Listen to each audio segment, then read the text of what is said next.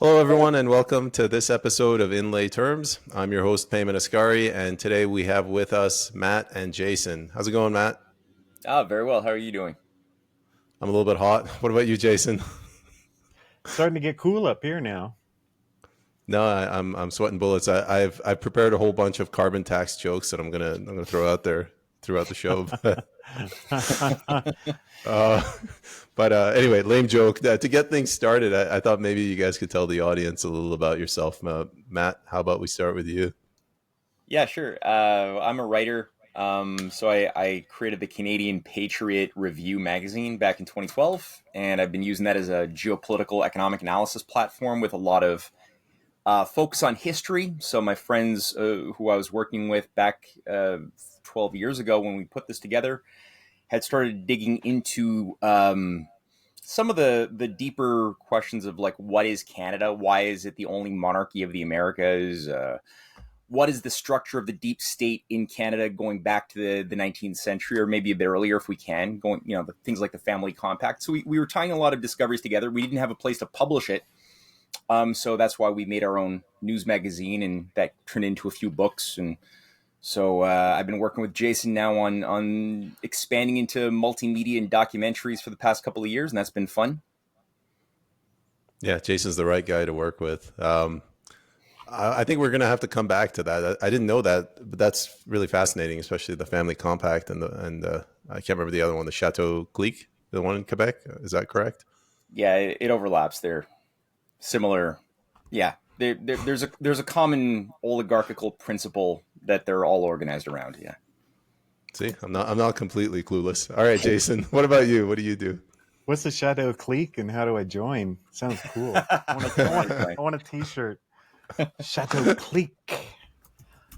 My name is Jason Dahl, and I run the Super Spreaders channel on Rumble and Shadow Band on YouTube and Twitter.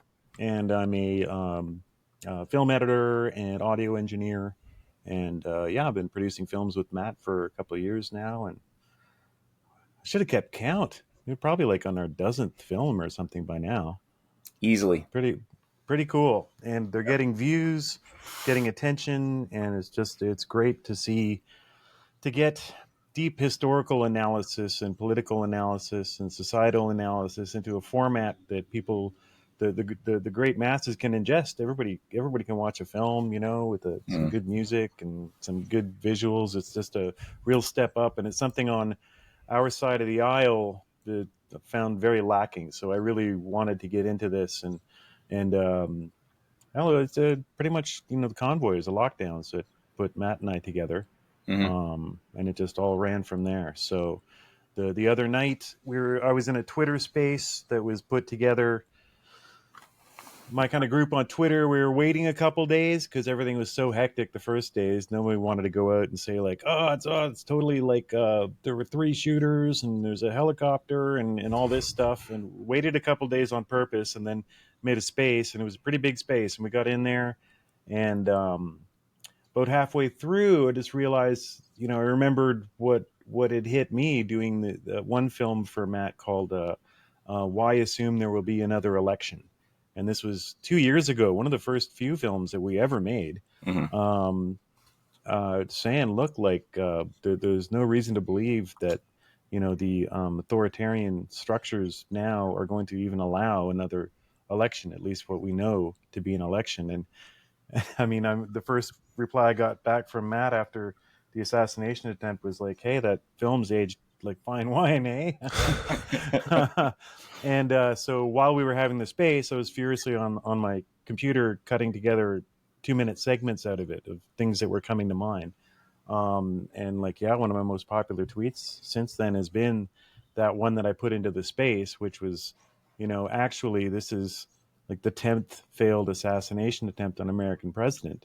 And I think it would be fair to say 99% of Americans have no idea that Franklin Delano Roosevelt came within inches of getting assassinated. Yeah. As he was building up a plan to repair the country and call out the bankers for what they had done for the Great Depression. Just before jumping on, I'm not proud to admit this, but I was watching Alex Jones clip, and he said that the country's basically been handed over to the bankers since they assassinated FDR, JFK. You guys are saying you could trace it back to like FDR?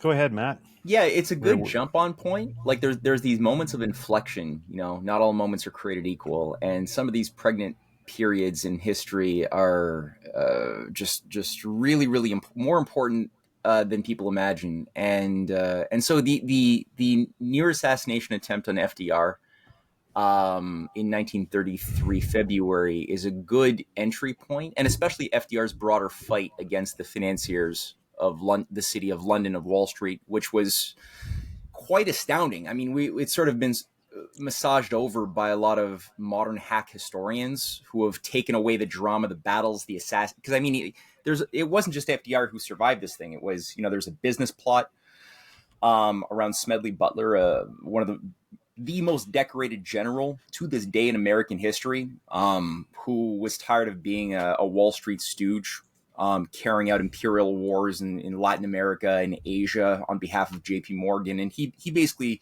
went renegade.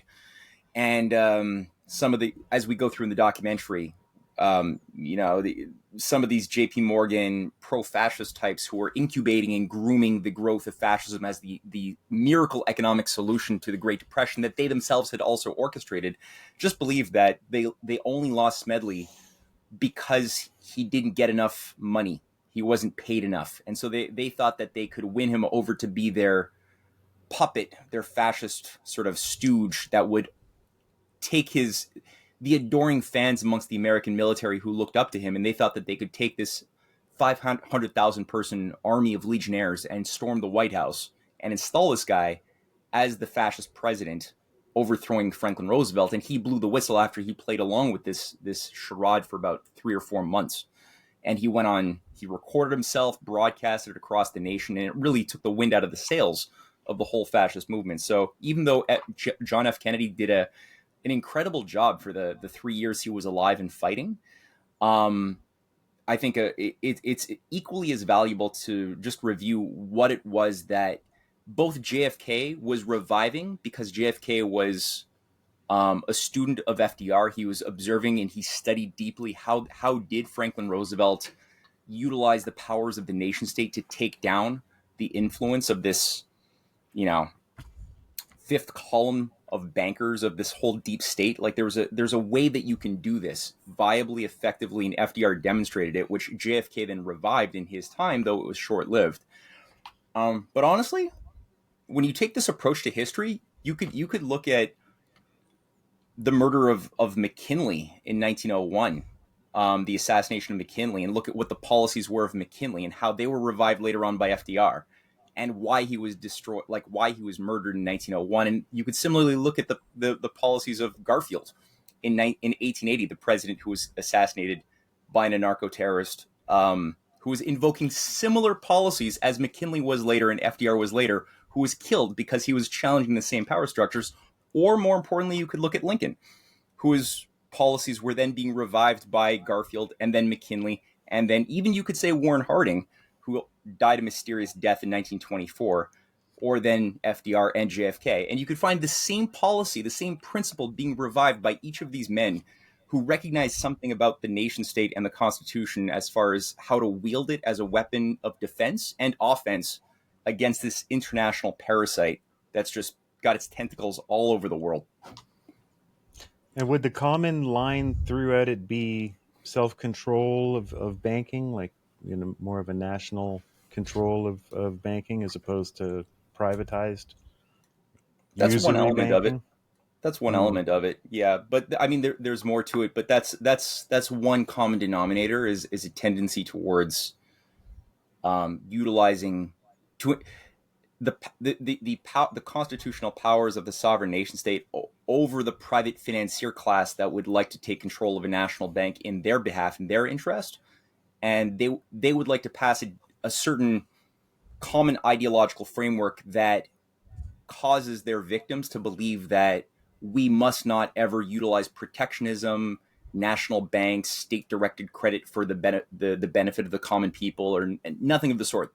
They promote ideologies that say that that's all that runs contrary to competition and free markets and creativity. So that's what they promote, is something that closes our sentinels, that shuts off our guards, and that opens us up to the the the psychopaths in the neighborhood that want to get into our house and want us to take off all the locks on our doors. So that's why it's become very difficult to even have this conversation, especially amongst many conservatives who have been led to believe that if you want to be a conservative, you have to reject free trade, you have to reject national banking. Like, that's a problem that we've been encountering for many decades, and that's because the oligarchy has wanted us to basically submit to their global apparatus.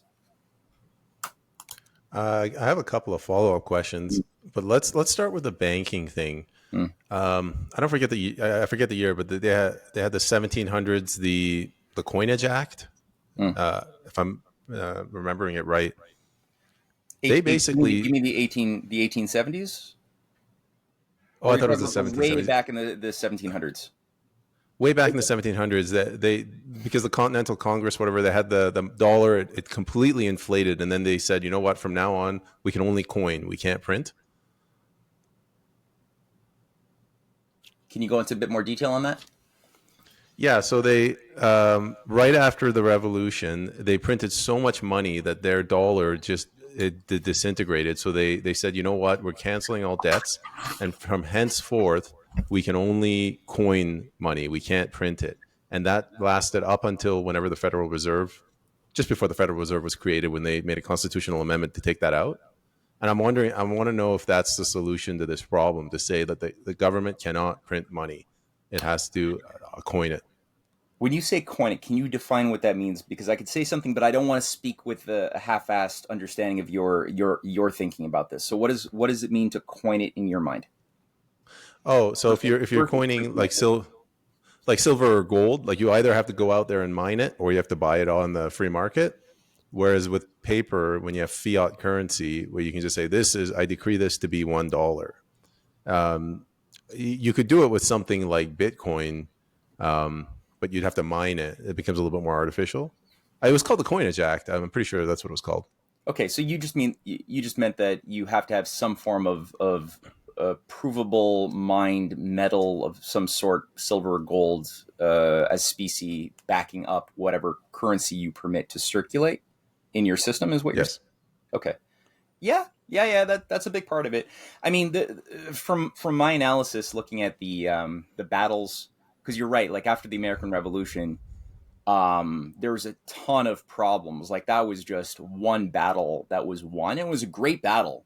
I mean, the biggest global empire in the world defeated by farmers. Like, Jesus Christ, like that's a statistical improbability.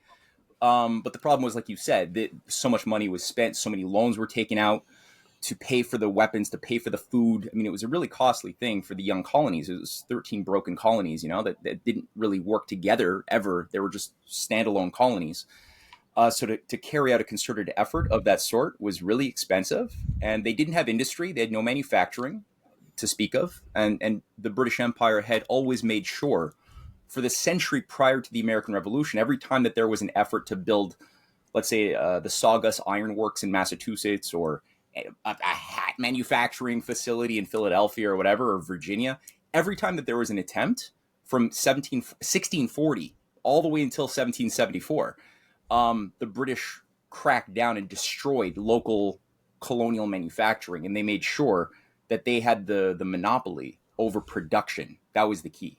And also the control over the dominant power of lending. That's the City of London, the Bank of England wanted always dominance, just like today. It actually hasn't changed that much. And they would flood the market with cheap goods to destroy local incubating industries that were just starting to get on their learning. It takes a while when you have no capability and you're trying to build high tech. It takes a while to learn how to walk, right? So the empire made sure they always sabotaged that. And so when it came down to the American Revolution, they won it politically, but economically they were totally bankrupt. The currency had inflated like 40 times between like 1781, when the British finally said, okay, we give up kind of, but we'll screw you over later, but we'll give up for now. All the way up until 1790. during the entire time, or 1787, during the entire time of the Articles of Confederation, the currency went hyperinflationary nearly. It was like a 40-fold increase in inflation. It was garbage. The U.S. dollar. There was so many counterfeit monies going around. Every single colony could circulate their own currency. There was no ability to have national revenues, no ability to have concerted action to do anything. And you still had British military bases still in the colonies up until the 1790s, right? So it was just a question of not if, but when Britain would be able to economically recolonize and recapture their belligerent colonies. The Canada story does play into this thing, but in a bit of a weird, unfortunate way, because we sort of became the home of the United Empire loyalists that always wanted to stay true to the City of London and the British East India Company. So that was a problem. Well, you brought up Lincoln. His assassination was planned here in Montreal. We got to make a deeper documentary on that. That actually, what Jason just said, that's actually that Lincoln's murder couldn't be accounted for if you don't look at the role of British Canadian intelligence that was working very closely with the Confederacy, where John Wilkes Booth was deployed. But that had a lot to do with the greenbacks, and so it's sort of like your comment has a bit of both. It's a bit of an ambiguity, right? Because like the greenbacks, which the Empire despised, and they made sure that once Lincoln was murdered, the greenbacks were canceled. There was a gold reserve system, but it wasn't bounded 1-to-1 by a dollar to paper ratio under the greenbacks. The greenbacks were kind of fiat, but it was based not on the idea of Federal Reserve fiat that's done so much damage in our day and age for the past century. It was more based on a concept that we've lost. That is that the debt. There's two kinds of debt that Lincoln understood. One being a legitimate debt and one being illegitimate. Like, so you have inflationary and anti-inflationary debts. So if you create a debt to, like, let's say you have the skills of a farmer, but you don't have money and you want a tractor.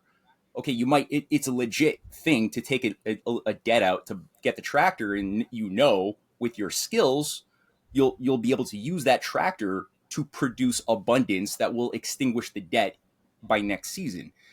That's a legit debt, and it keeps on.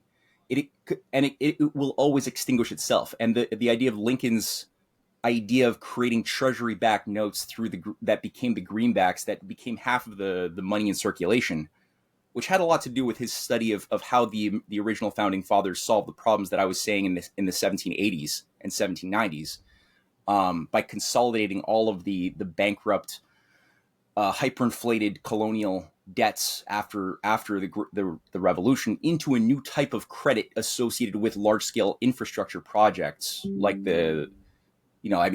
America grew fourfold in the first 40 years. Its population quadrupled, the quality of life increased, longevity increased, they developed an indigenous manufacturing sector.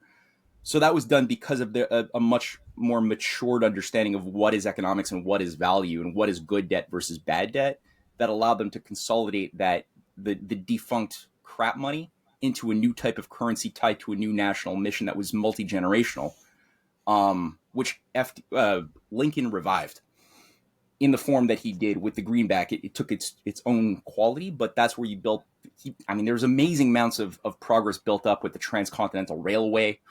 Tons of loans that were given out through national banking networks to small and medium enterprises that got the job done. It blossomed. It was a synergy between the national power, and private sector and private industry. And that's, as soon as Lincoln was killed, that was all extinguished, and they brought in the Specie Resumption Act, which essentially set the stage in 1871 for the Federal Reserve. And that was sort of the second murder of Lincoln, was the Fed. Yeah, the narrative isn't, as I've been delving into this with much guidance from Matt and other historians, is that it's not just fiat bad and backed money or coinage good.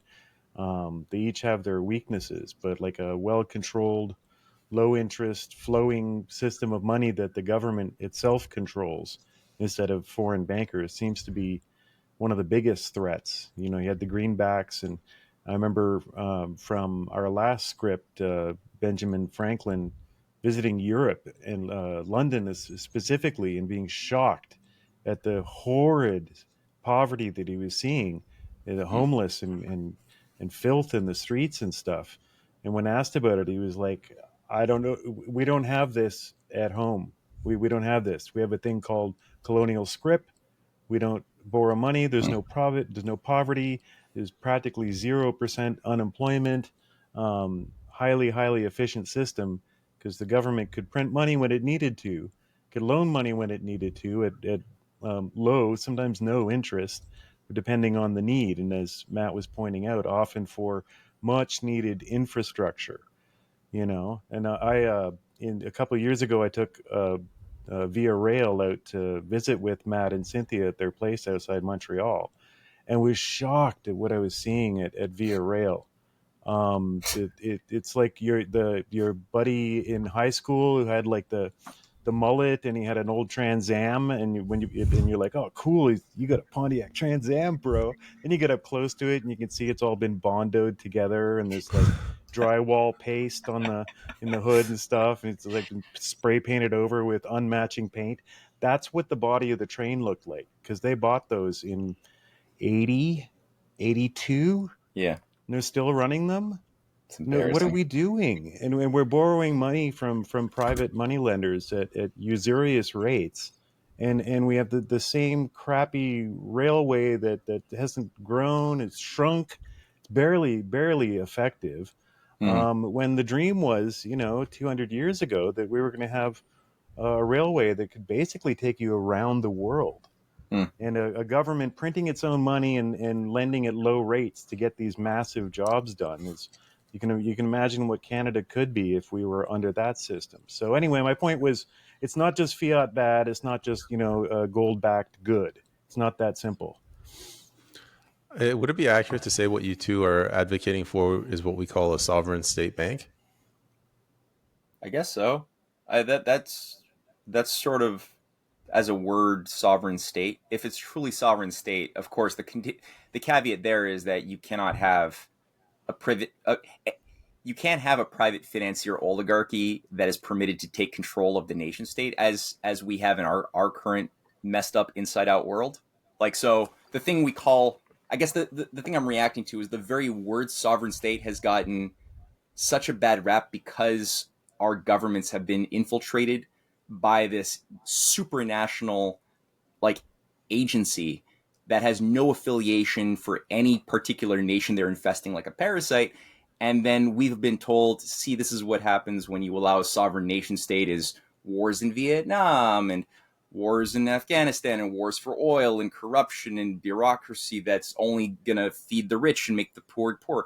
So we've got this thing. But yeah, in the true sense of the word, if we're being like, yeah, authentic to the term and like what it means, yeah, sovereign national banking, sovereigns, yes, those are accurate things that Jason and I Get our tend to banks support. doing what they're chartered to do. The Yeah, national bank is supposed to be minting our coin and pressing our dollar bills, and that's it. Nowhere in the charter or the Bill of Rights or any of the legal legislation here says that we have to borrow it off of private companies at yeah, usurious rates. It doesn't say that. It says the Bank of Canada is supposed to be in charge of that, and the same in the States.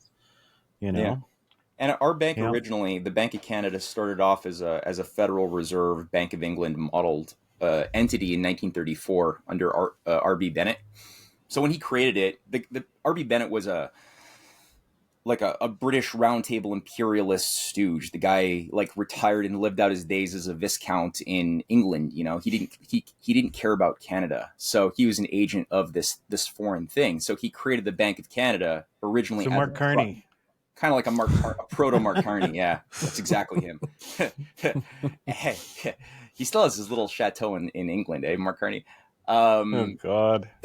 But so it was originally done directly on the model of the Bank of England, and the Bank of England was sort of the world's first, well, maybe second, private central bank that would have its own private directorship, operate independently from the nation. And this was set up back in the 1690s.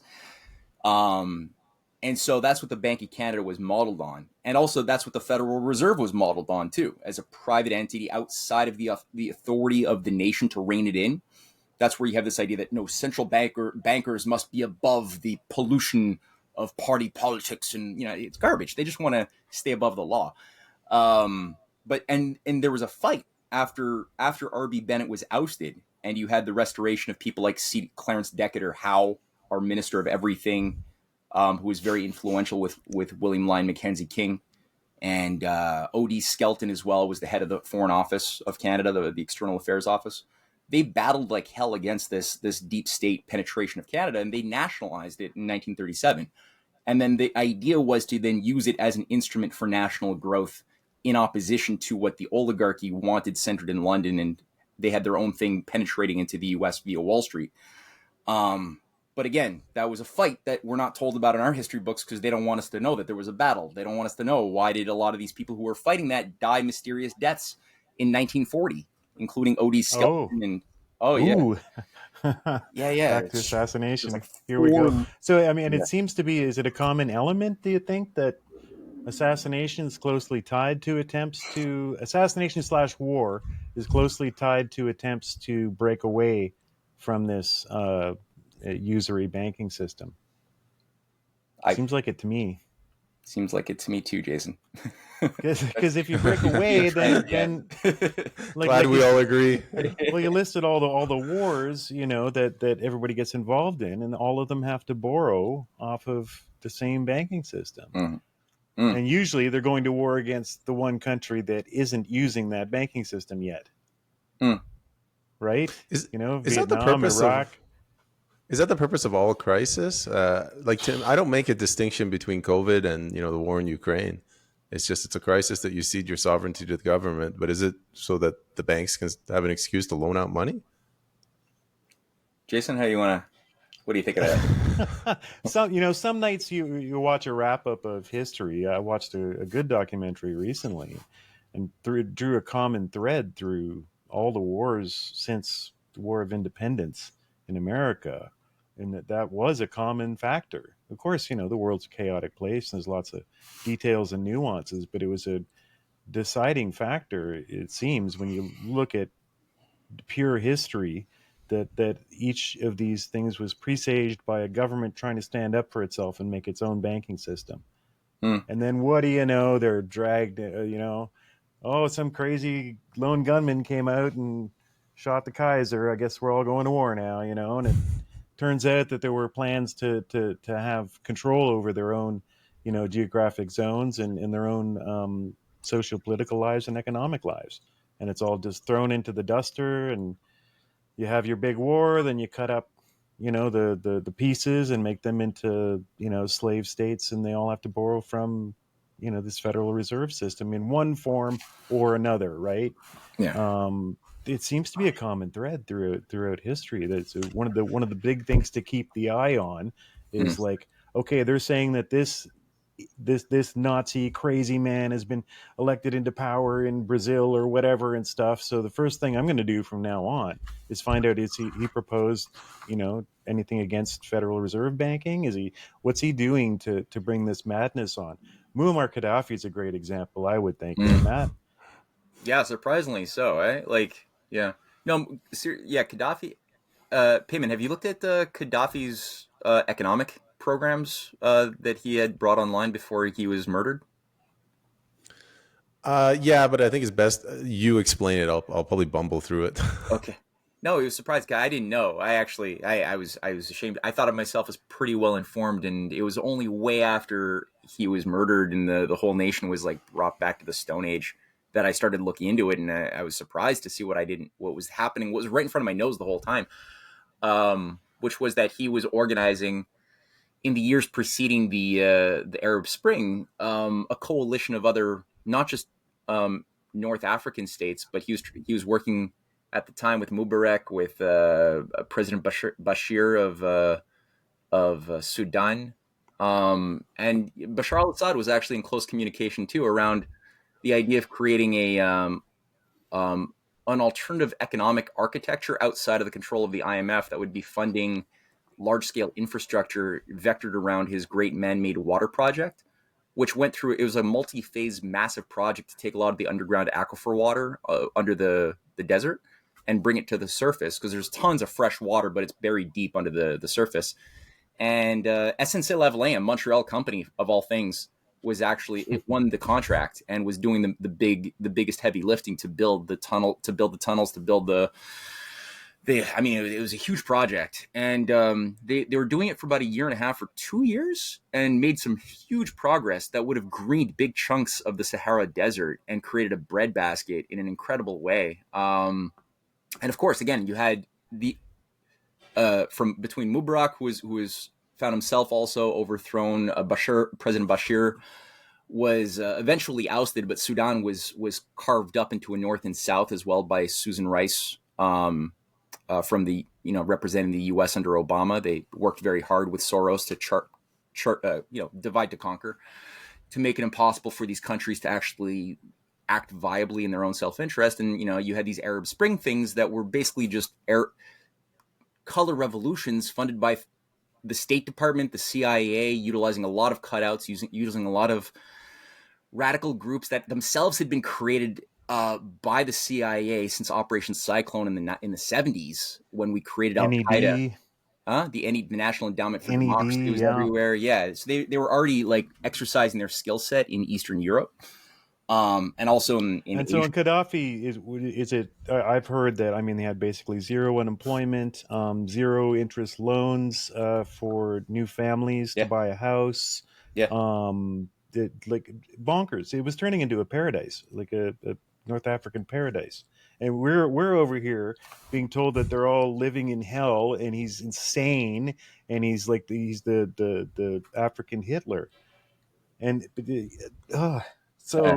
is a common thread I've been finding increasingly throughout history. As much as I knew a lot, I knew this kind of already, but it's just when you get like this war, okay, they were trying to make, they got rid of they had like 3 national banks in America, I think. 2 before the Federal Reserve. They already tried it twice, and they were such disasters that they got destroyed.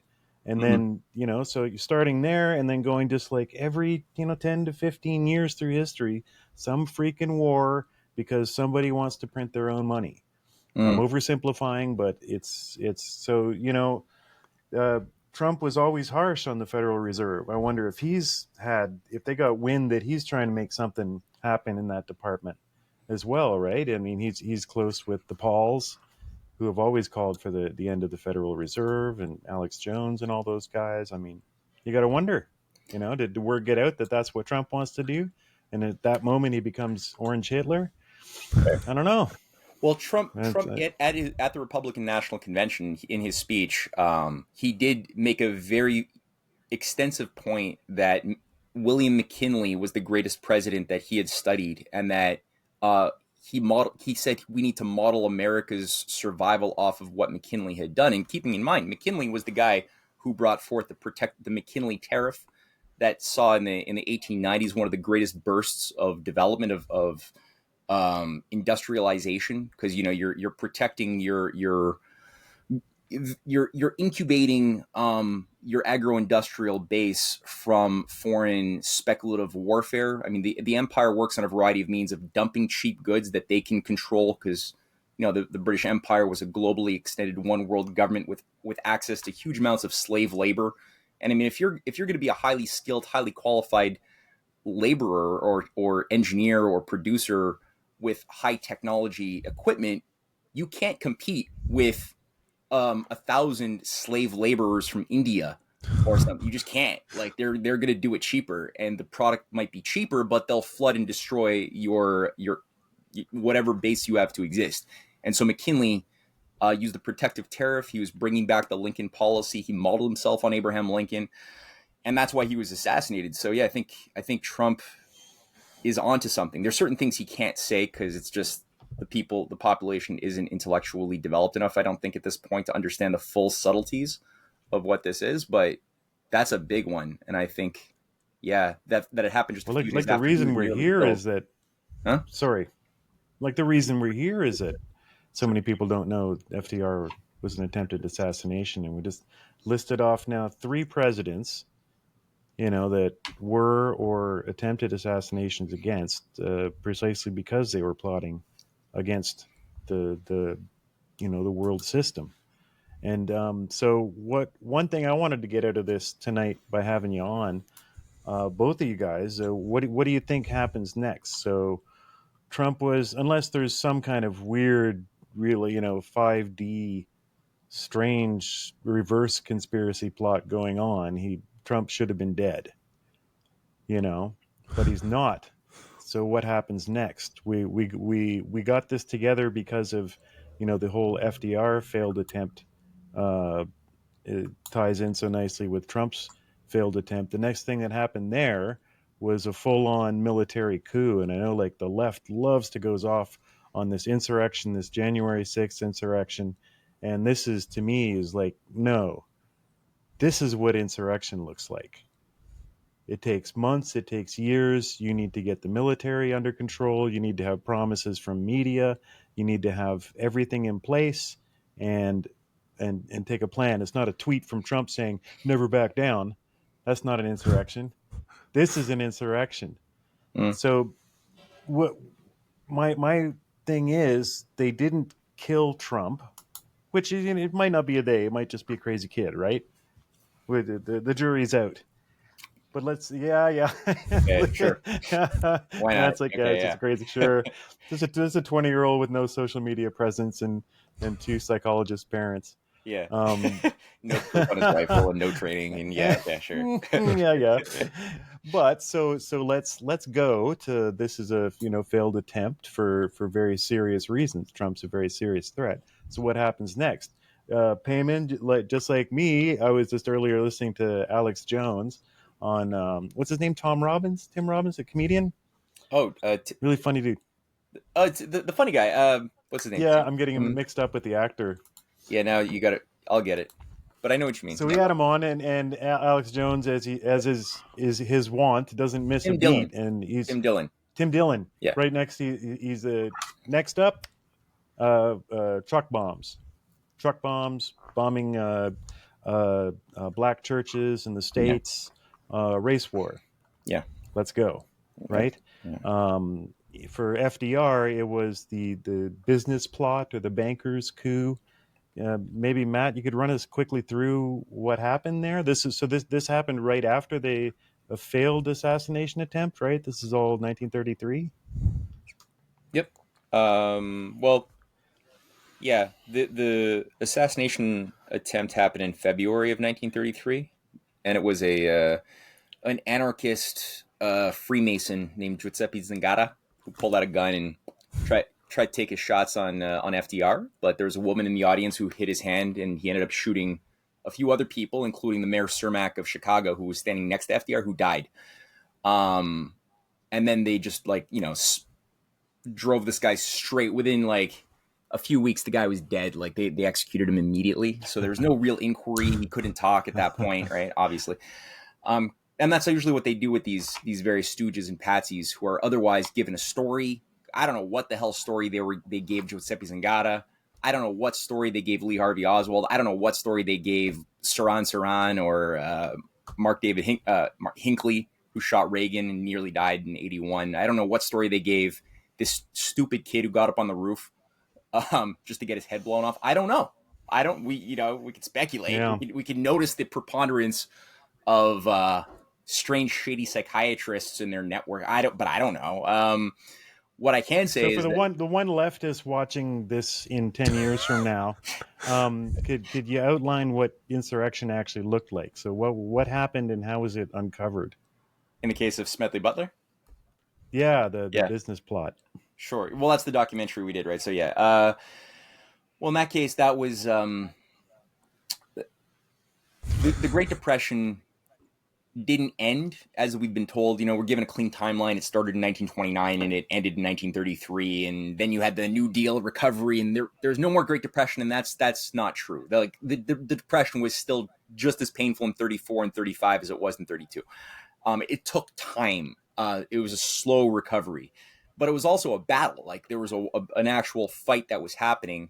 And I alluded to it, but I didn't say it. On top of FDR nearly dying, you had his chosen attorney general, who also died the day before he was going to be made attorney general, who was a major enemy of the Scottish Rite FBI, J. Edgar Hoover, who called for completely purging the FBI and firing Hoover.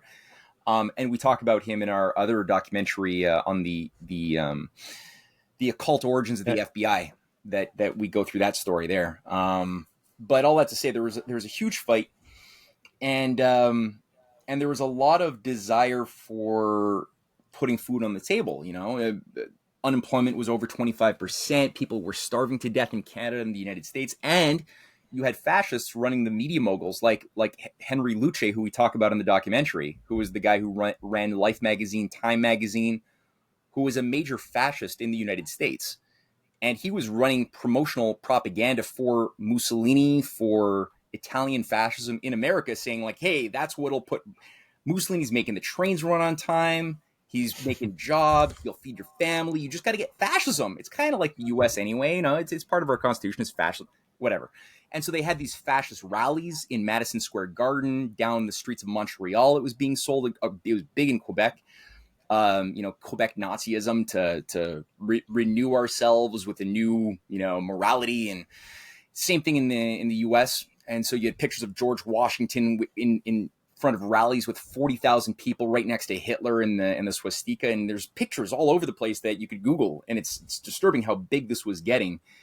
And people were desperate. They go crazy, right? When there's an economic crisis and they can't feed their family, and people go nuts. And they easily get charged and polarized by propaganda that they wouldn't if things were like economically viable and secure. So Smedley Butler, as I alluded to, was known as a war hero. He was anti-establishment, so they thought of him as like a darling who could rally the forces of the World War I veterans who had not gotten paid.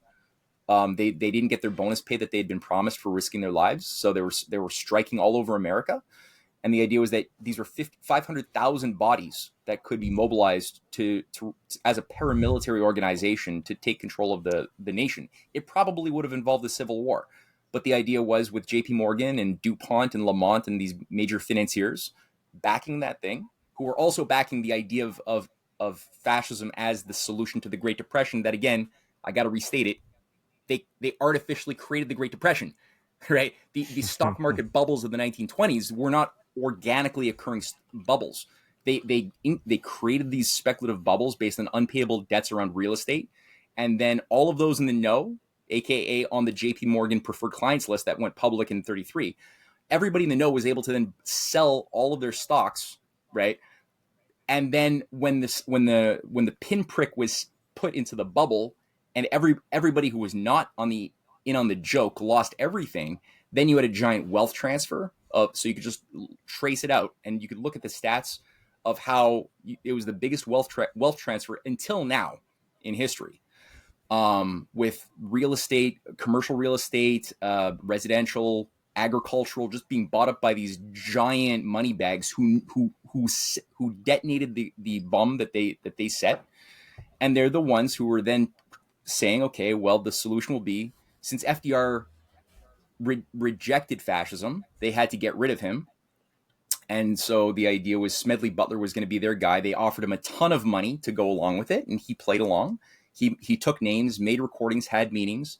And then when the time was right, he went to I guess he had a few friends within that he could trust in the press somehow, and made sure that his message got out across the nation. There's recordings people could watch. We used some of those in our video that we did, where he's basically just describing the entire business plot, and then took the wind out of the sails of the fascist takeover of America and bought some time for the nationalists to carry out their fight of what we saw with the New Deal, with the undermining of the New World Order, because that was the idea. Was back then the Wall Street London axis was going to create a new League of Nations, one world government to replace sovereign nation states back in 33, 34 as the solution. And FDR sabotaged that.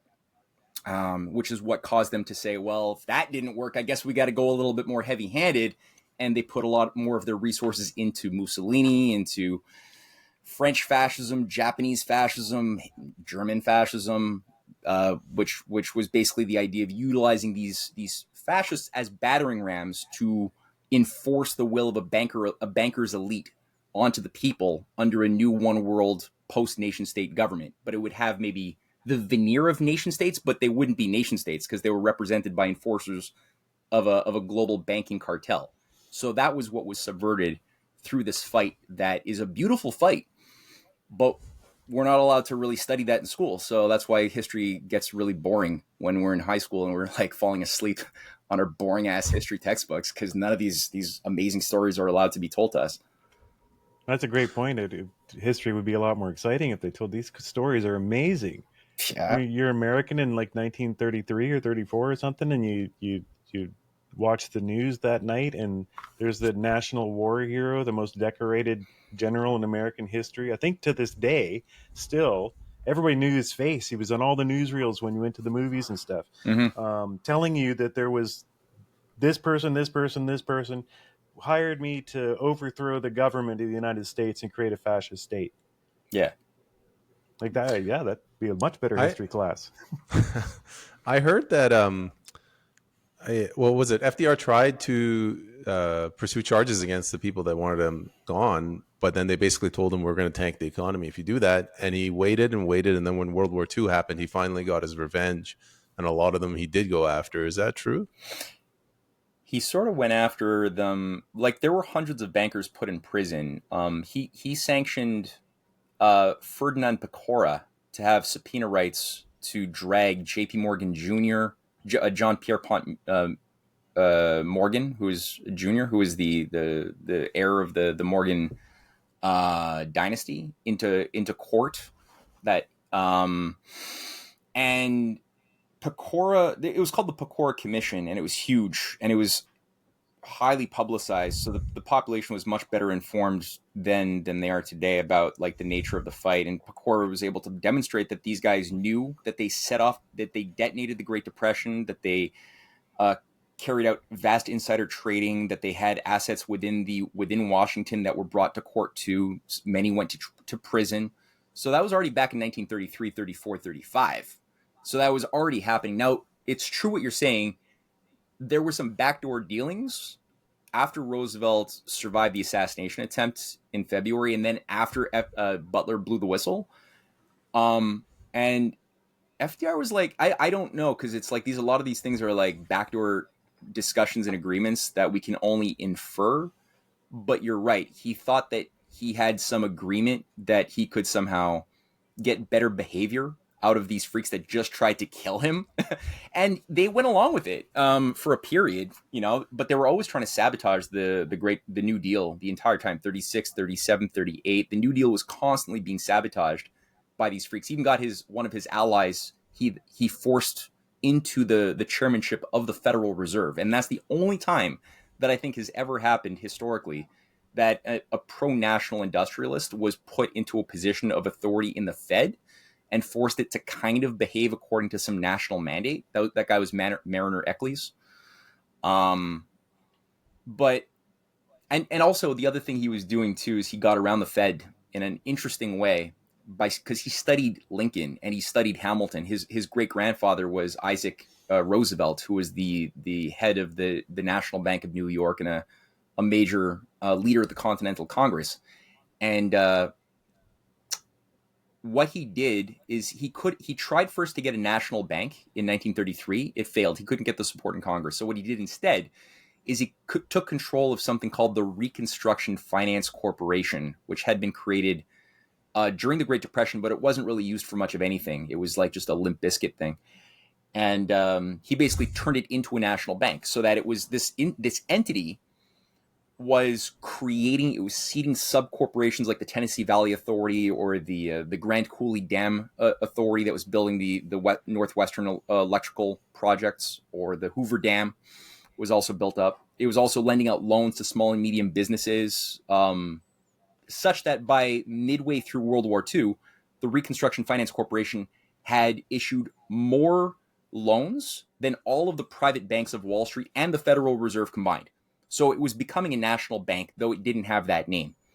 And it was fun. That's what gave sort of the nation the economic ability to do what it did miraculously against all of the rules of banking then being imposed by these City of London financiers like John Maynard Keynes, who FDR despised, and Keynes despised FDR. And I say this just because a lot of people have been told a lie, as was I, that FDR was a Keynesian. I don't know if you guys have heard that before. FDR was a Keynesian. Yeah, not true. That's actually I've done the reading. I've read the writings of John Maynard Keynes, who called FDR an economic incompetent. I've looked at FDR's writings recorded by his assistant Francis Perkins, who recorded how FDR called John Maynard Keynes a mathematical fetishist and not an economist. Keynes was a eugenicist. He was a globalist. He wanted one world government. He was devoted to the British Empire. He was a misanthrope who despised. I mean, the guy was a pedophile, a rampant pedophile, and his diary entries are still available, where people can read how he mathematically graded all of his underage boy victories on a whole grading scale mathematically. He was I kid you not, this is available. Even defenders of Keynes have to acknowledge that this exists, and it's disturbing. He was just rotten to the core, but he was a Cambridge apostle, so he's about as high up as you can get within the British Empire's intelligentsia. So was Bertrand Russell. These Cambridge apostles, this is like the inner core of the inner core of the creative grand strategists of the empire, who are given usually the very subtle high-level assignments as far as shaping strategy are concerned. So he was up there. And so he created, there was a movement to infuse his followers into the U.S. and into Canada. They were more successful in Canada than they were in the U.S., unfortunately. So as soon as C.D. Howe was pretty much called the Minister of Everything, he had to deal with a ton of Keynesians who took control of the Treasury Department, of the Bank of Canada. In the U.S., it was a bit more of a fight, but they ended up also dominating after JFK was killed. And then they wrote the history books saying that that's how to understand FDR, is through a Keynesian filter. And that's garbage. It's really, you're not able to understand anything about how FDR was able to do anything, nor could you understand JFK if you look at it through a Keynesian filter, because they were both anti-Keynesian. Jay, maybe if we go to you and maybe we can tie this to the Trump assassination, how is FDR's assassination related to this? Well, I was trying to tie it in with, we did have a glimpse of, the desperation and chaos that ensued after failing to assassinate a president with big ideas. My curiosity is twofold. To tie it into Trump is, what the hell is Trump doing to piss them off that much? And we have to ask. I mean, the sheer slander and social boil that they've been making over this for 9 years now is enough to say he's pissing off the right people. But what happens next? I mean, we got Jones saying race war, false flag. Mm-hmm. What do you guys think? I'll throw it over to Matt, but I'm wondering now if they would consider an actual insurrection, bring in the military. Yeah, that's Jones grabbed me immediately with that. We were working on painting a property up here on the Super Spreaders compound, and so we had the boombox going with Alex Jones getting interviewed, and there were 8 times where I was like, yes, yes, yes, yes. Car bomb at some kind of a black gathering. Let's get back to the George Floyd insanity. Blame it on Trump supporter. Whip everything up. Complete social chaos to the point of, almost civil war, and then find some way to invalidate his presidency, remove him from office, whether it's a soft coup, hard coup, just everything, and it's all coming at you like Alex Jones, right? And I'm just like, yes, yes, brother, yes. And he's been a little bit too right over the last 10 years. So I'm taking it very seriously. If this was a thing and he was supposed to die, now it's what's next, because he didn't die. If he was supposed to die, they missed. So That's what I can say. I think Trump is has been as much of a boon to his enemies than if they had Hillary in many ways. Because okay, fine, Trump is in, so we'll hold off for 4 years on this plan and that plan, but we'll whip everyone up into a complete and utter frenzy. And I don't have to explain to anyone that that's what's happened. So if he gets in again, I mean, it's going to be so easy now. They didn't have to convince anyone that he's Hitler. They just look, Hitler's in office, and all the black people dying over here and stuff. And so, I mean, that's my thought. I don't know. What do you make of all that, Matt? Yeah, I think that taking this long sweep of history is really obviously very important, and I think that one of the objectives, the desirable outcomes of the oligarchy, is to achieve what they failed to achieve back in the 1860s, which is a total dissolution of the United States. Not just to get rid of the United States, but rather what the United States represents as um a an active force in the world, because when it works, and admittedly it has not worked much of the time, but it's a young country, like 260 years old, right? It's pretty young.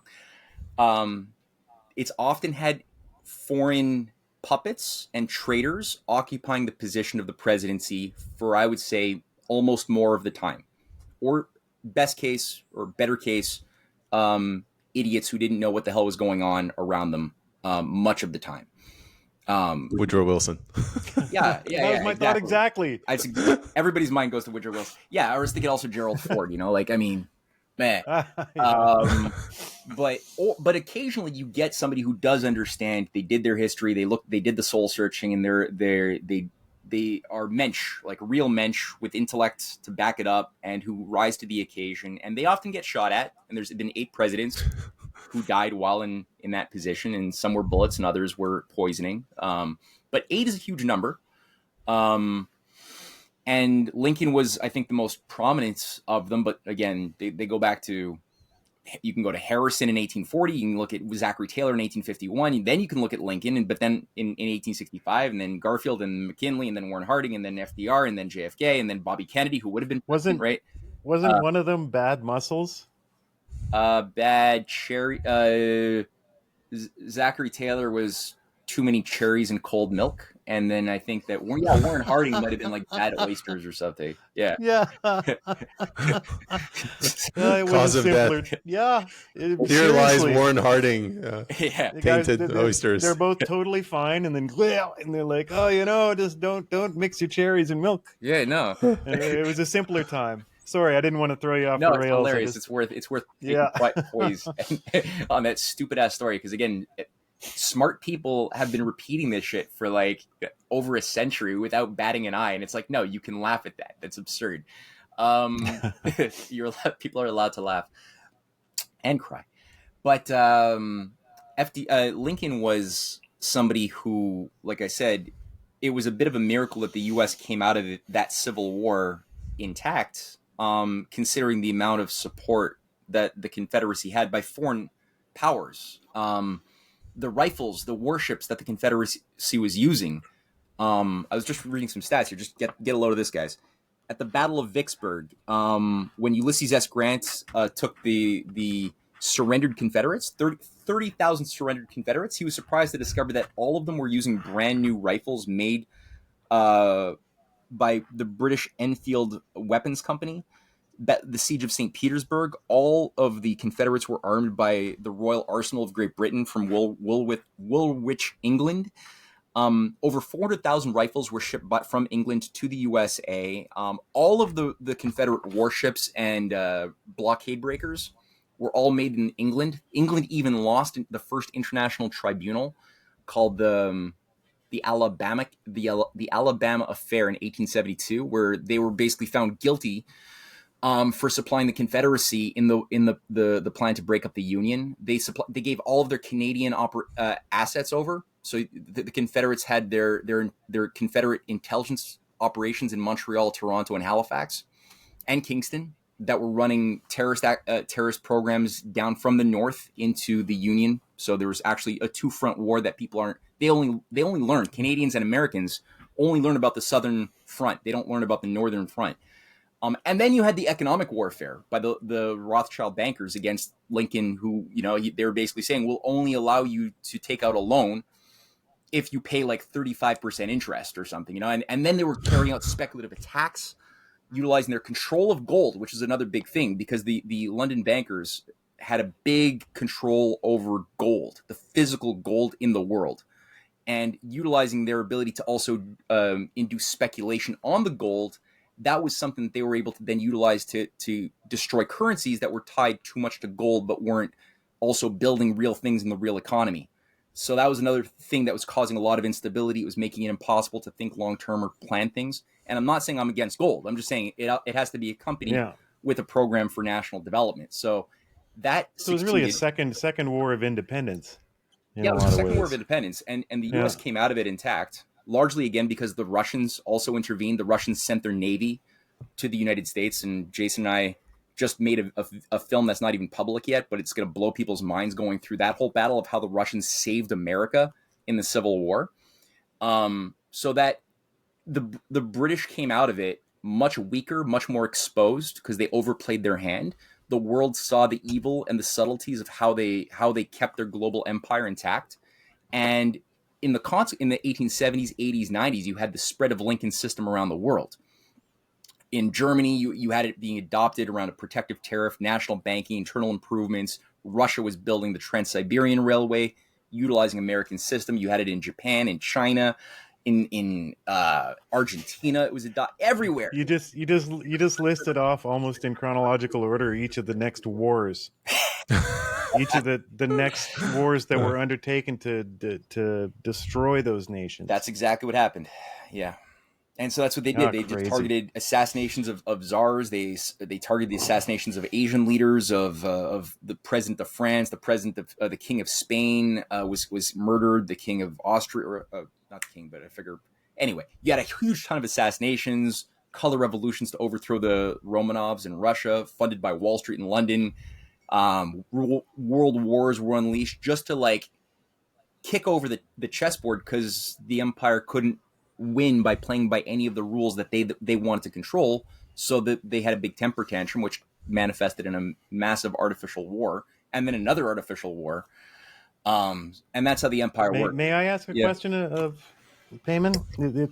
Sure. Matt, so both of you maybe, but for me and Matt specifically, because we just wrapped up the film that Matt mentioned, and we're running through that period of time, 1800s into 1900s. And I remember in Matt's script, it says it became a time of assassinations. And then we roll through a whole bunch of images of all these assassinations. It became the order of the day. And within just a day of finishing the film, Trump gets shot at. And we're building hot wars against China and Ukraine. And it's like, are we back in the 1800s again? Is anyone feeling like we're in the lead up to World War I again? Are things building that way? Do you think there'll be more of this? And anybody take the floor. It's just my immediate thought as soon as the assassination attempt was oh, Archduke Ferdinand, here we go. Yeah. What do you guys think? Well, if it's directed at me, I did not make that connection that we're going. I know everyone's saying World War III. My immediate connection, my immediate thought was, this is because of the Republican National Convention. If they can kill him on the Saturday, and then on the Monday, if they can say, oh man, we got to pick somebody quick, otherwise we won't get into the election. I just figured those people would still be in the grieving process and they could be hoodwinked, and anything that could resemble a civil war could be put down by the FBI or whatever. Yeah. Well, yeah. For whatever reason, I didn't make the connection to World War III. My reason was I was in Matt's script and we were just talking about illustrating that clearly how political assassination and manipulation and warmongering can lead to global disaster. Anyway, sorry, go ahead, Matt. Well, they definitely had Nikki Haley positioned. She was not even scheduled to speak at the Republican National Convention, and when Trump was speaking, when he was getting shot at that very moment, Nikki Haley was giving a speech at the convention, and she would have been situated to be the person to make the announcement that he was dead if it had gone the other way. Which we know she is the favorite amongst the deep state. And, you know, you had Robert Kagan, who had just back in November 2030, 2023, 2030, back in November 2023, Robert Kagan wrote an article for the Washington Post where he made the comparison of Trump as Julius Caesar. And, you know, he basically said that Trump is a dictator. We can't stop him. He's going to win. So somebody needs to think outside the box. And he said, you know, like Trump is going to declare himself dictator and never leave unless something is done. Wink, wink. In the Washington Post, put a picture of the bloodied up Julius Caesar after he'd been stabbed by his so-called friends. Right there is a clear threat. And so the fact that this happened on July 13th, which was the birthday of Julius Caesar, is, I don't think, a coincidence. I think that was a symbolic, very clear message, and seeing how they position Nikki Haley, who, by the way, Kagan, who's the founder of the Project for New American Century, the thing that brought in the age of chaos, right? That before 9/11, even he was the neocon forefather with Dick Cheney and Wolfowitz, who, and you know, many others, but they're the architects of the whole doctrine of 9/11 and the war on terror, the forever war age.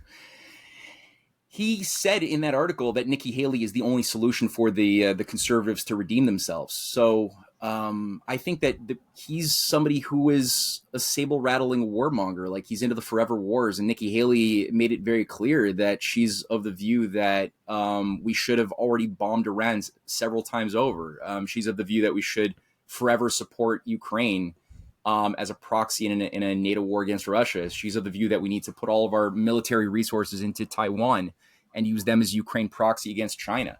Like, these people are crazy. So yeah, I do think that in the Republican debates was just like, what am I looking at? Exactly. Like, yes. let's napalm Iran off the face of the earth. Let's start shooting the Chinese. Let's go. Like, boom. And now they're saying that Iran is behind killing or the attempted assassination of Trump. You're hearing that now, right? You guys know that lady, the Secret Service lady that couldn't holster her gun? Yeah. Oh yeah. Somebody put a beard on her and said, "This is Iran. This is a plot all along." Yes.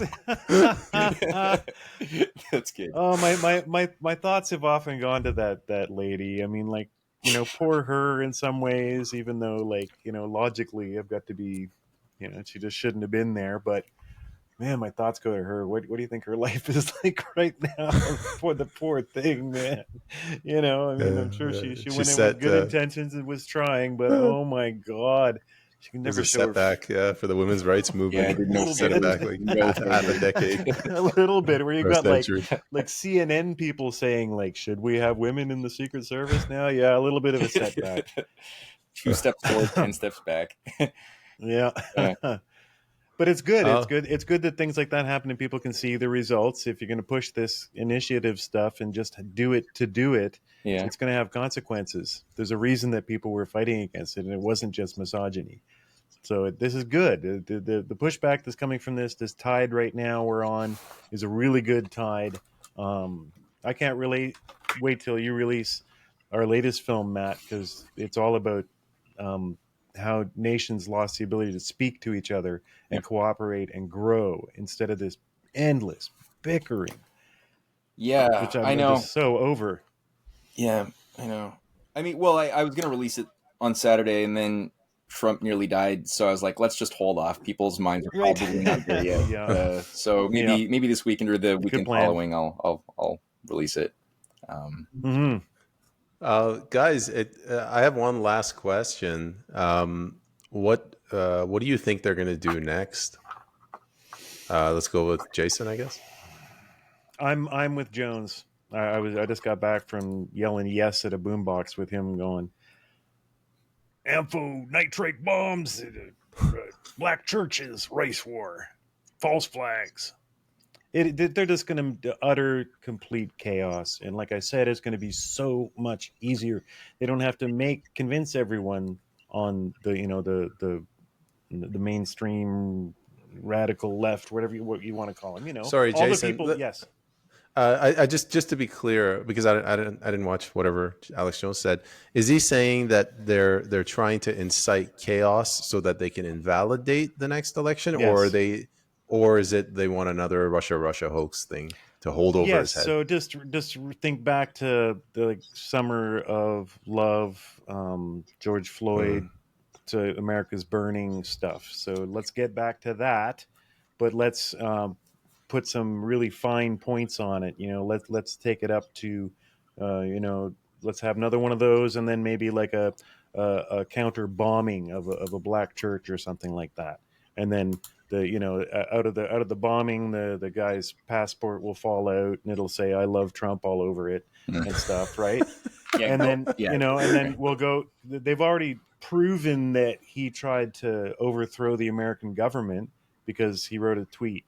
So I mean, what do you think it's going to take to say this sitting president needs to be impeached because he's causing this violence? Just look at what his supporters are doing after we've been um, taught this over 20 years of social media that you got a YouTube channel and somebody that liked your YouTube channel goes and is mean to somebody.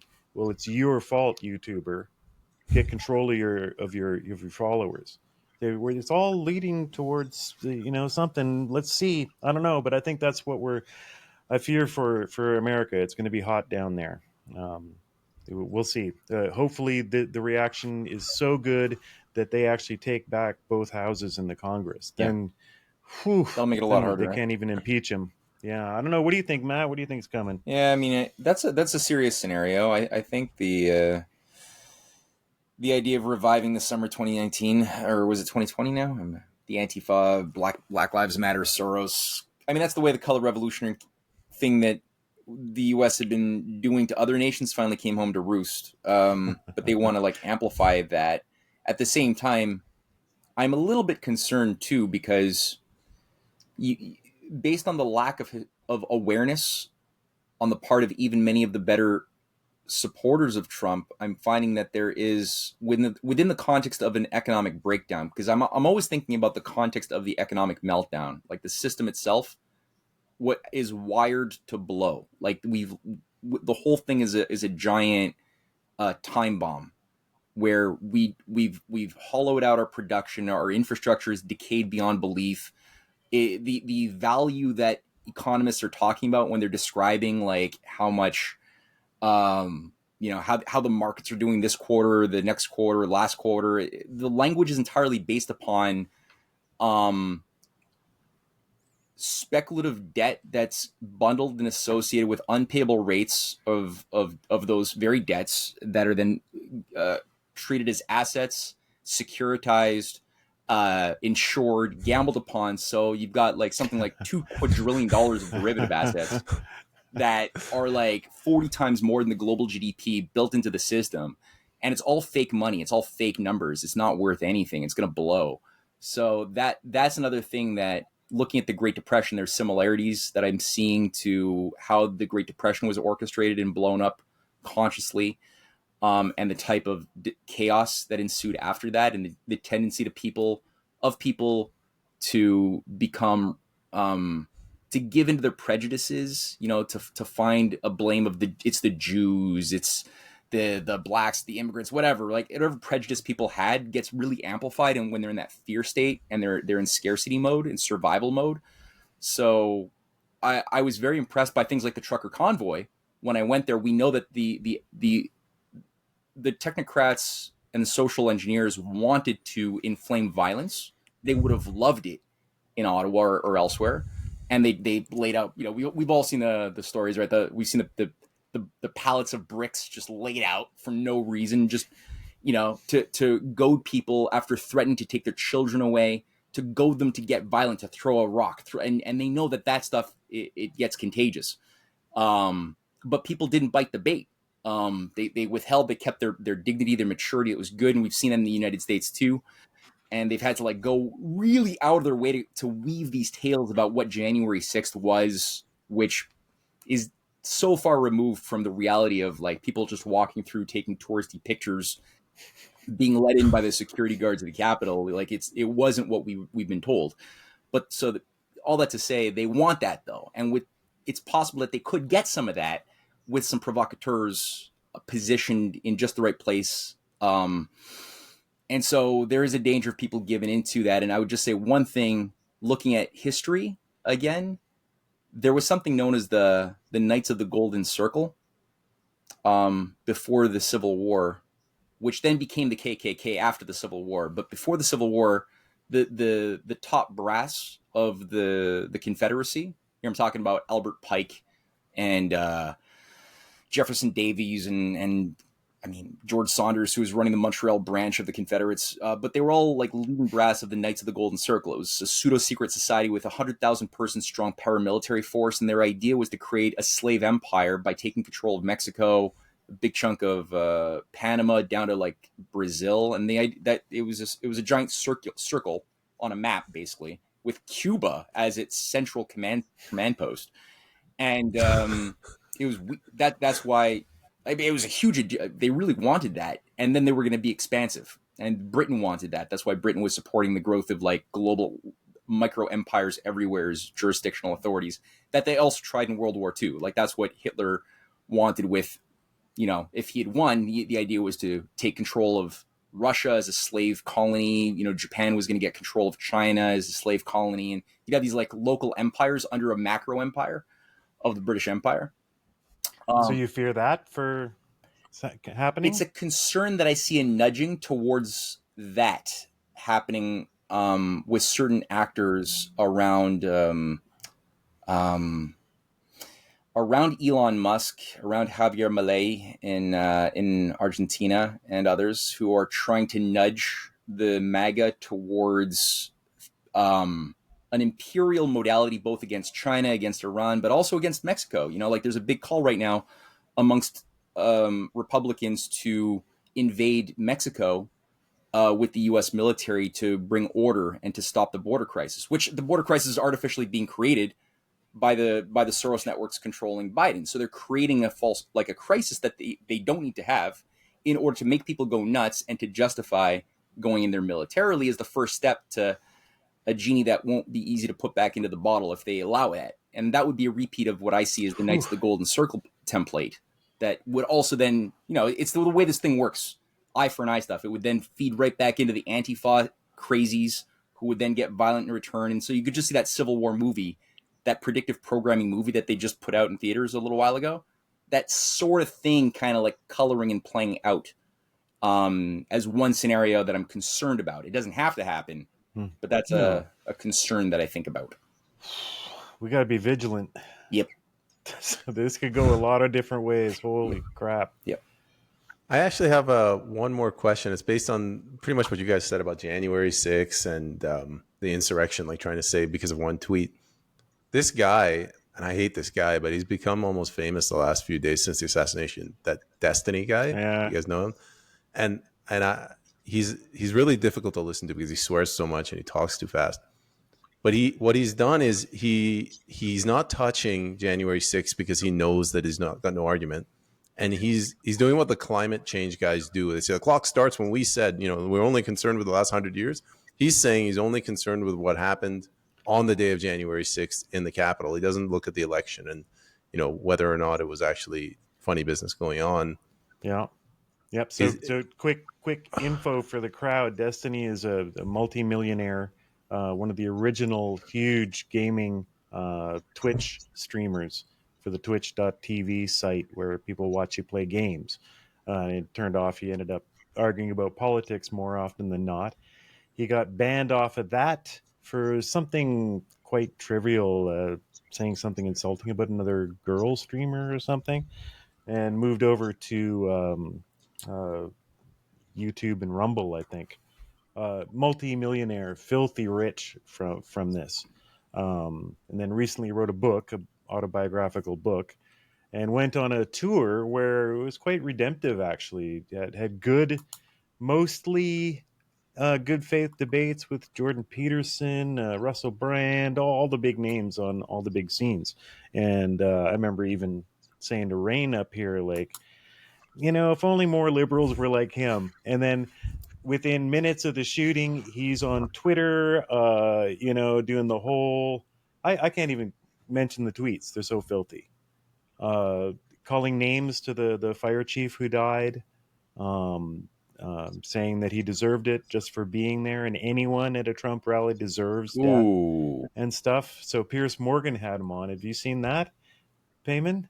Yes. So Yeah. Pierce Morgan had him on, and I got massive mixed feelings about Pierce Morgan too. But he does know how to take somebody apart, and he takes. So Destiny's been he's been demonetized and like shadow banned on Twitter and stuff because of this.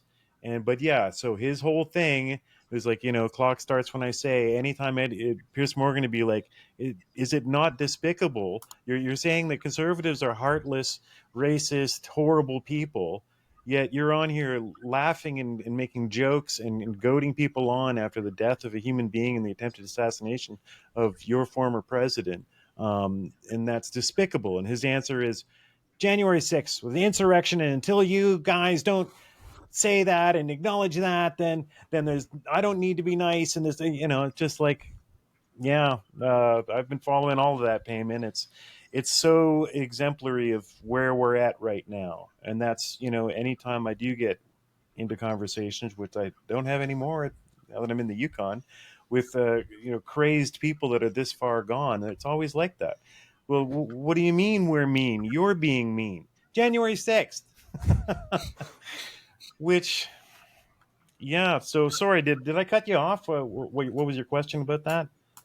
No, it's okay. I was going to be a poorly worded question anyway, so I guess I'll ask it to Matt.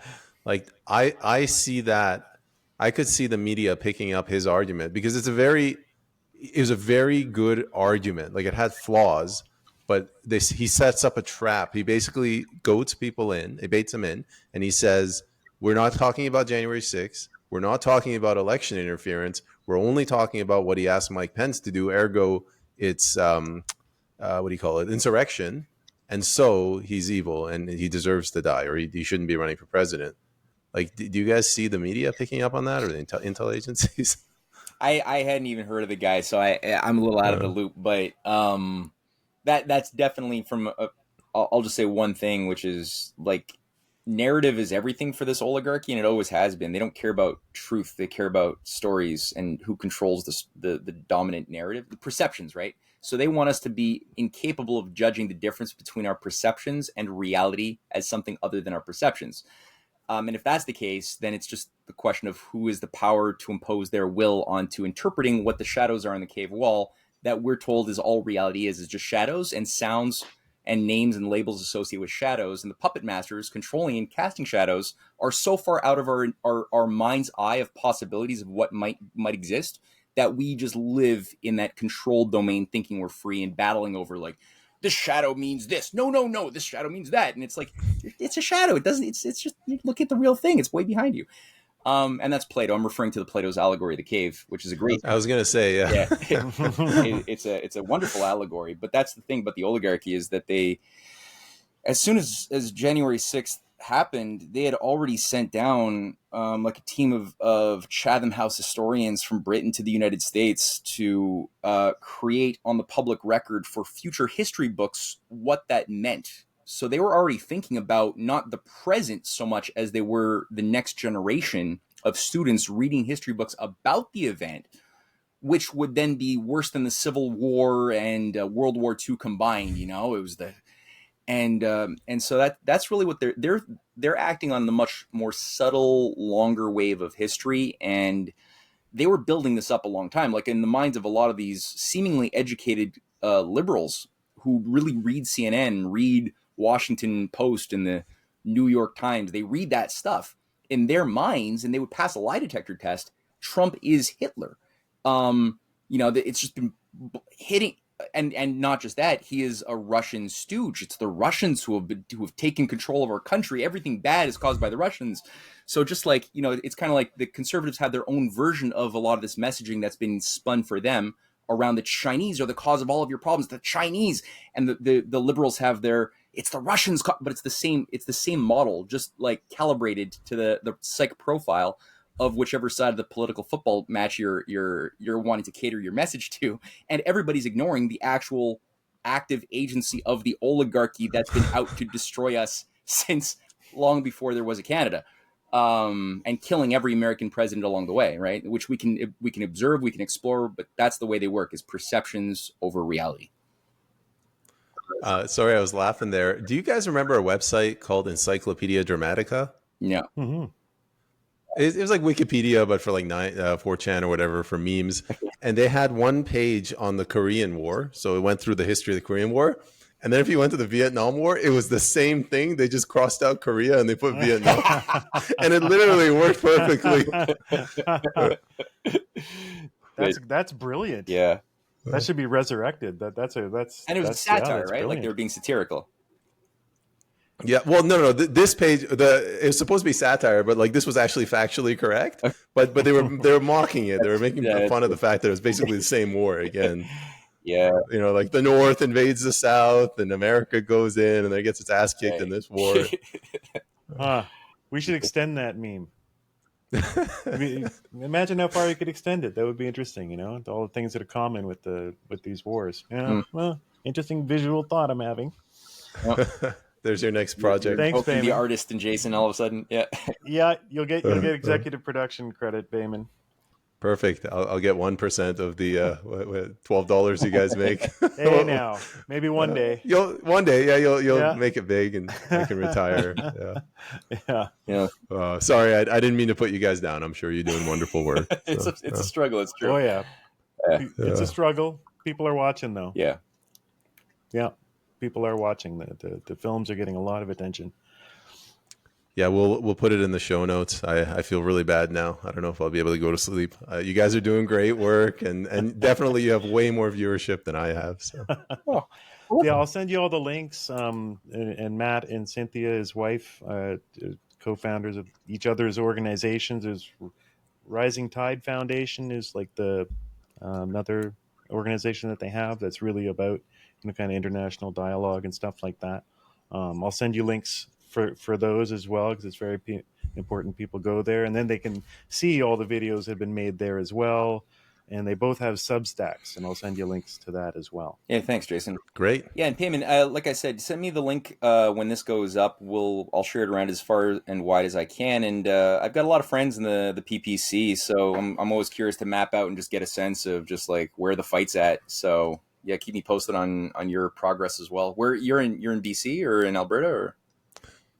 No, I'm in West Vancouver. Okay. So BC, in some ways, we're the worst province. Yeah. Most of the garbage that comes out in Canada it's field tested out here first. Yeah, yeah. Like the international provincial racial snitch line, the hotline you have now. Oh, we have that? Yes, you do. I'm behind on that you thing. You do. It comes from UNESCO. UNESCO is going province by province and state by state, and they pay for like 3/4 of it, trying to get you to set up a snitch hotline to call in racism, sexism, sexual harassment at the workplace, that kind of thing. I found out about it because... but it's running now. I made the mistake when I was working in a university in 2018, and I had got the hell out of there, thank God, in 2019. But I made the mistake of joking about microaggressions, and I got accused of so many microaggressions by me making fun of microaggressions. I was going to say, accusing a microaggression isn't a microaggression. It's a meta micro. Yeah, it's a nanoaggression. Nanoaggression. Anyway, I found out about that because someone put up a video clip of someone in BC prank calling the hotline to say that she's Chinese, and every time that she talks to her white coworkers, they start talking about Chinese food and asking her about Chinese food. And she was calling in to make a complaint, and it goes all the way through, and the person takes them totally seriously. And yes, that's obviously racism, so we'll help you fill out the sheets to submit something to the Human Rights Tribunal and the local police and all this stuff. But that's a double prank because it's based off of a true event that happened in London, England. A Chinese English lady called in to report racism to the police because people asked her for like for like dumpling recipes and shit. Oh my Oh, god! Jesus Christ. That's real. That's real, which inspired the BC Citizen to call their brand new racism hotline and report that. And of course, it went exactly as you'd expect. So you got to fight out there, Payman. You got to fight. Holy smoke, man! Anything we You can do guys to help. I was going to say, you're just comfortably talking about this. I'm the one in BC. I'm the one that's going to be the victim here. Yeah. But like I'm up in the Yukon, and it's all a bunch of like I'm a lumberjack and I'm okay. But downtown is rainbow sidewalks, and I was served by a transgender woman in the local tourist shop the other day when I went in to buy smokes. It's screaming liberal. Really, Yukon? Yeah. Whitehorse. There's a town. I was talking its to own environment. Oh. Yeah, Whitehorse is the capital city, and it's 98% of people live there. Oh. Everybody else is spread out by thousands of miles, right? So, But like surely the liberal as globalists, hell. do Yeah, they like go ahead. airdrop these liberals? Like, where do they come from? It's the Yukon. It's always been a place like for kind of drifters and grifters and hippies and hitchhikers and dreamers to kind of come through. So it's got kind of a certain people are always coming through here, coming up here. And Come now through they're from staying. where, man? Yeah. You're in the middle of nowhere. You can't hitchhike. Would they wait for like 6 months for a car to go by? I guess even the lefties up here got the Canadian spirit, like I guess we got to go 1,000 miles through the forest. We're still going to go in the middle of winter, uphill. Wow. Yeah. Anyway, thanks a lot, Payman. Yeah. No, thanks for jumping on, guys. I'm just going to ask you to hang back while I stop it. Riverside's kind of finicky. If there's 1% upload missing, it'll get rid of the whole 100%. Yeah. So we got to sit and wait for the 1%, just like life. Oh, zing! Nicely done, Jason. Too bad that wasn't recorded. Yeah. No, we'll end on that great joke. We'll make that in the trailer. Okay, good. All right. All right, guys. Thanks for jumping on. Wait, but we're not. It's not All right, are we yet. uploaded? Is it done? I'm at 99. I'm at 99 too, but Oh, no, we're still recording. This is going in the official video. Oh, yeah, cool. oh, All right. All right. I'll stop now. okay.